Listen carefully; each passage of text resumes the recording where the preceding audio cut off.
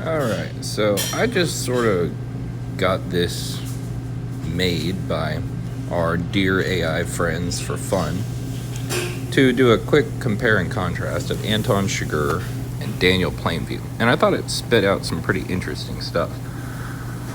So, the role in the story, and it's the way it's structured it is that the first few readings are for Chigurh, and then the last two are for Plainview. So role in the story: antagonist, force of fate, that's Chigurh. Plainview is the protagonist and the anti-hero. Okay, so that's pretty straightforward. Hitman, enforcer, oil man, capitalist, entrepreneur. Their occupation, their core motivation: upholding personal fatalistic code of justice, which is Chigurh. He's this force of fate, of death, and has a bizarre code of his own, which is almost unknowable, related to chance and the universe. And then absolute domination, wealth, and legacy, Plainview. Moral code, deterministic, exactly. Chigurh, deterministic, it's just amoral, believes fate decides. Plainview is nihilistic and egoistic. Morality is a tool to be used, which is for his means, an end to justify the means.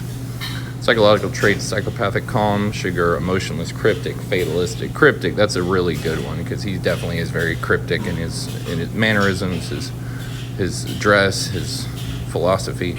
Methodical. And then Plainview, paranoid, right? Yeah, he shows that a lot throughout the film, snapping at people, unnecessarily angry at slights, perceived threats, prideful, obsessive, lonely, gradually unhinged. Near the end of the film, he's really just a brittle shell of a man, and even sends away his son HW again, just yelling even though he can't even hear him. Empathy: none, sees people as variables in a system of chance. Minimal, uses people to achieve goals, feigns emotion, Plainview. Violence: cold, mechanical, symbolic, often lets a coin flip decide. We talked about that. Rage fueled, strategic, emotionally driven, Plainview. So Chigurh might be a psychopath, and Plainview actually might be a sociopath, which is more nurture over nature. Relationship with others: detached, isolated, cryptic interactions. Again, manipulative, uses relationships for gain, then discards them. He can throw people away once he gets what he wants out of them. Symbolism: Chigurh, the embodiment of death, fate, chaos, the inhuman side of nature. Plainview, embodiment of capitalism, ambition, human corruption, and isolation. Free will: believes in fate and chance as ultimate forces. Chigurh believes in shaping one's destiny at all costs. Plainview. Speech style: calm, cryptic, philosophical, haunting, charismatic, persuasive, increasingly deranged. You see that in the beginning of the movie where he's trying to convince the town to let him drill. Presents himself as a family man. I'm just like you. I think we have a president who kind of does that.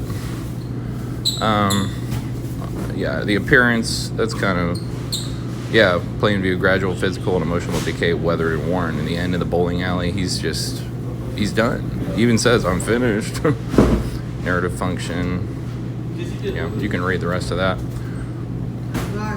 In Plainview, fears death in the abstract, fights against irrelevance and decay.